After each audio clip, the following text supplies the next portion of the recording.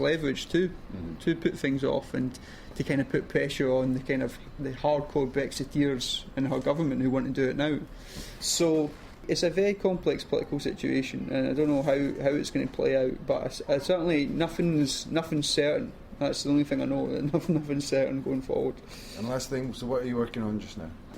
As I said, we just produced a currency report the other day, and we're working on a bunch of other papers about the case for independence now and how we address new issues that have arisen. So one thing we're working on, for example, is about what you do about the borders between Scotland and the rest of the UK, because that's a new situation. If the rest of the UK is going to be out of the EU and Scotland's going to be in the EU, there's a new dynamic there that has to be addressed.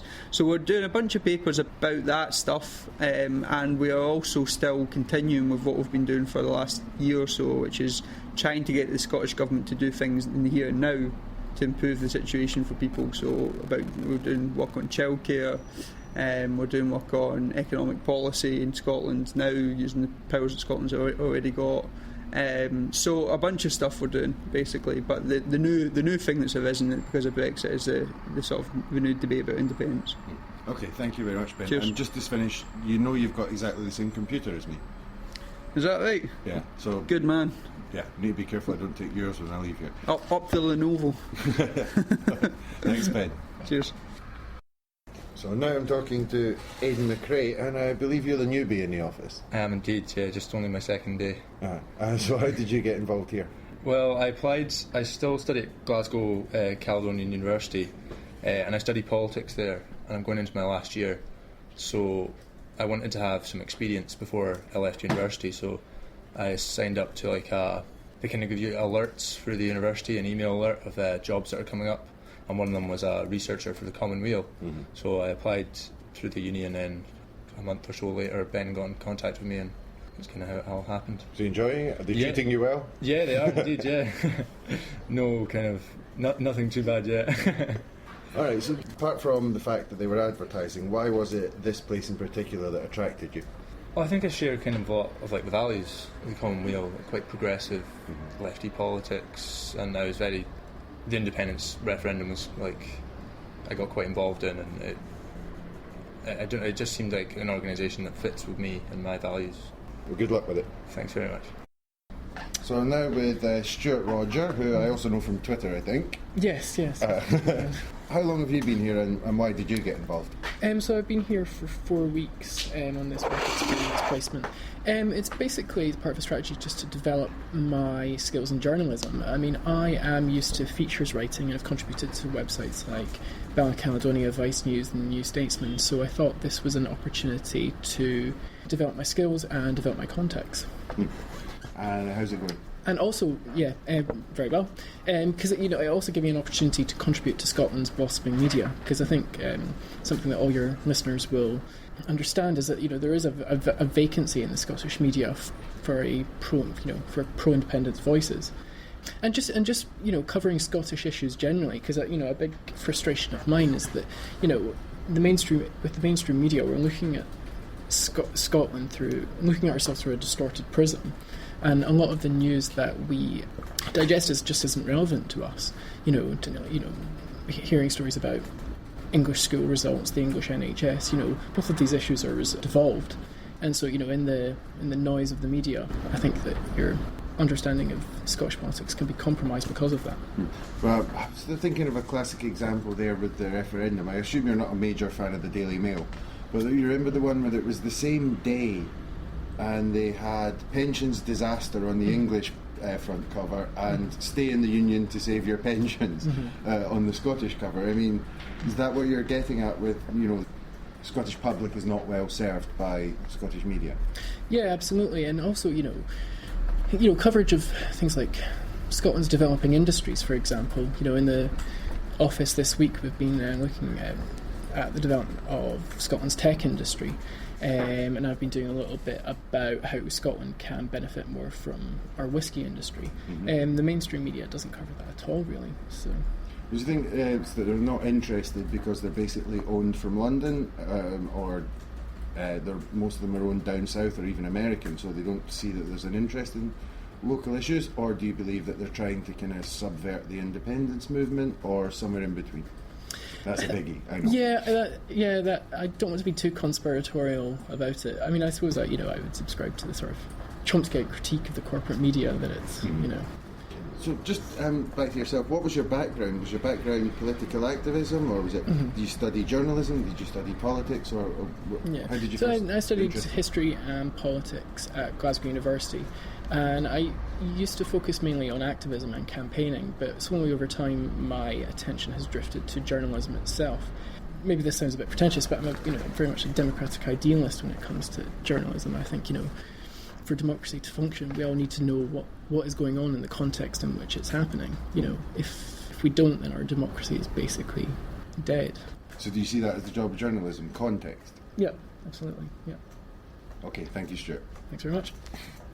So I'm now with another Common Space journalist, Alice Muir, and the first question I have to ask you, because there's just been some office chat, is what is all this about ostriches? I have absolutely no idea.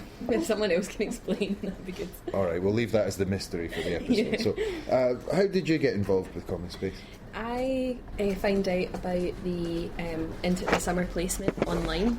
It was a friend of mine that had pointed me in the direction of Common Space, and I decided to apply. I've got an interest in the technology sector, and I think the advert had said that they were looking for people with lots of ideas and things, and I had this idea in my head that the technology sector in Scotland is vastly underreported by sort of mainstream Scottish media. Mm-hmm. And because I do a lot of research in my own time, I thought that I could contribute something to the team and to the paper in that respect, and I've really enjoyed it so far. Okay. And what are the technological matters that they're not reporting? Well, there's loads of start-up companies in Scotland that are doing really, really innovative work that's just people don't know about because it's not reported. For example, last week I did a piece on, and I've been talking about this, I've been geeking out about this the whole week, but I went to a company in Troon called MadeSafe, and what they've done is they've basically built a new internet, which I know sounds crazy, but what they've done is they've said, we don't like the way that the internet currently stands, how it works, how people have access to information. We've come up with an idea of another way to access information on the internet, and so we're therefore going to build an entirely new network, which is really, really cool. So I went to visit them and found out all about their project, and they basically, what they're doing is they're trying to working on a concept called decentralisation of the internet, which means that the information isn't held by large companies, commercial companies. They're trying to give power back to the people and the users of the internet as well, which is a really cool, interesting concept, and I'm so proud that it's happening in Scotland. Do you think this is important, these technological aspects, because very often let's talk about in the Scottish independence context here again, but a lot of the no voters, one of the reasons is, we can't do it ourselves, there's not enough ability, there's not enough industry in Scotland. Do you think some of the things you're investigating give the lie to that idea? Yeah, I think it's a huge problem here. I think we've got a huge confidence problem in terms of, I don't necessarily think it's the start-ups themselves that have the confidence problem. I think it's the funding and investment bodies that can cause problems. I think a lot of funding investment bodies in Scotland, from what I gather from speaking to start-ups, don't want any risk. They just want to invest in things that have been proven to be successful, that have been done hundreds of times before, and that's where innovative start-ups struggle. And a lot of the people that I've spoken to in the last couple of weeks, and this is a recurring theme, are looking to the States for investment instead, because they're just not finding it here, because people are just not willing to take a risk on them. Is there issues at the moment with Brexit with that as well? People are unsure whether they want to invest in Scottish technology because they don't know where they're going to be. Well, there was a survey that I actually wrote about yesterday that was carried out by a company called Informatic Ventures, and they surveyed lots and lots of tech startups and asked them how they felt about Brexit and the effects, and a lot of people said that they were worried because, not so much from a funding point perspective, but more because the pool of talent that they can have in their startup is now very, very limited. But they said, a lot of people said that funding for tech startups. A lot of it comes from London anyway, and at the moment we're still part of the UK. So, and even if we did, and when I asked about Scottish independence, they said, even if we did become independent, a lot of tech startups in Scotland would still probably look for investment from the States and from other places in Europe. So I don't know if, from a funding perspective, that it would have much of an effect, but definitely from having more talent in the country and people that can contribute to these startups and work for them and things. No, I think it's really interesting. The technology aspect really is neglected. But how did you get into it? Did you study that at university, or was it? No, I had a startup myself when I was younger, and I ran that for 4 years. I ran a magazine called TLG Magazine. Got that into WH Smith, and kind of got involved in the startup scene through that. And then I accidentally got into technology and surveillance, and basically I'm really interested in like data privacy and all that kind of thing. Just started researching it myself, and I've got, I don't know if I'm allowed to say this or not on the podcast, but I've got another I've got an app startup at the moment as well that's similar idea to the kind of MaidSafe thing. It's all about decentralisation and trying to give people alternative ways of accessing information, basically, and an alternative means to sort of communicating with each other that doesn't involve Facebook and the big players. Okay. And you can say whatever you like on the podcast. But I suppose the last thing there, and technology falls under the bracket of science as well. Just what you think about Theresa May and the accusations of now we have the most unscientific government we've ever had. Well, this is something that I've always been quite annoyed about.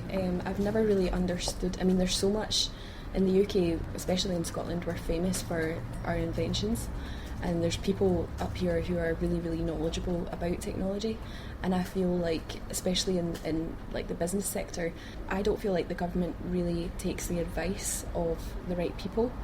I know that Michelle Mone, for example, was given her title in the House of Lords, and she's obviously now a business advisor. Well, she was a business advisor to the Tory government. I don't know if that's going to be the same now, but I thought that was ridiculous, because I thought that, I mean, as much as she's a successful business person and things, I feel like there's more. There's definitely they could have picked someone who would know more about kind of technology and business and things. I just thought that was a bit of a bizarre choice. That's been a running theme throughout, I think. And I think that it tends to be the House of Lords in particular. Well, I know it used to be a bit of a boys' club, but it tends to just be people that kind of all know each other, rather than them really looking for like who actually knows about, who's an expert in this field that can really, give us the right advice. And I think that's always been a bit of a problem with the government. But that's just my opinion. Okay, thank you very much, Alice. No problem. So now I'm with Maxine Blaine. So hello, Maxine. Hi. And what kind of stories do you write here? Well, my role is actually mostly social media and content creation based. So I don't really do so much of the journalism side of it. At the moment, I am covering for David Jamieson, and I'm doing the News in 5 Minutes feature every day. And so it's a roundup of the news that we do, where we aggregate pieces from other news sources, and we always have like a little funny thing in at the end. So I can probably explain the ostrich thing. Okay, go for it. There was apparently an ostrich loose in Patna yesterday. So when I wrote the News in 5 Minutes today, I decided to inform our readership that Stuart Rodger has lost his ostrich. Sorry. So if they would like to return it, that would be great. I imagine he's suitably devastated. Yes, he seems really upset from over here. I've done a couple of pieces, just kind of shorter things about the Homeless World Cup and the Ireland Festival that Commonweal is putting on, just promotional stuff for that. But mostly it's social media I do, so I do all the tweeting and Facebook, and I run the hashtag Common Debate once a week on Twitter and Facebook, where we ask people a question and then collect all the responses into an article later on in the day. We got some really good stuff yesterday from our question, saying that after a new report on currency has been released and with a march planned for Saturday, when do people think that NDRF2 should be? And what sort of answers did you get there? It was quite Brexit focused. People thought it was going to have to be tied into the triggering of Article 50. Other people pointed out that they wouldn't want it to happen until there was really obvious majority support. And one guy just said really plainly, summer 2017. So if it happens to be then, I'm going to him for the lottery numbers because he obviously knows something that we don't know. Right. Yeah, sometimes you get some. They seem extremely confident. Yeah, nothing else, just summer 2017.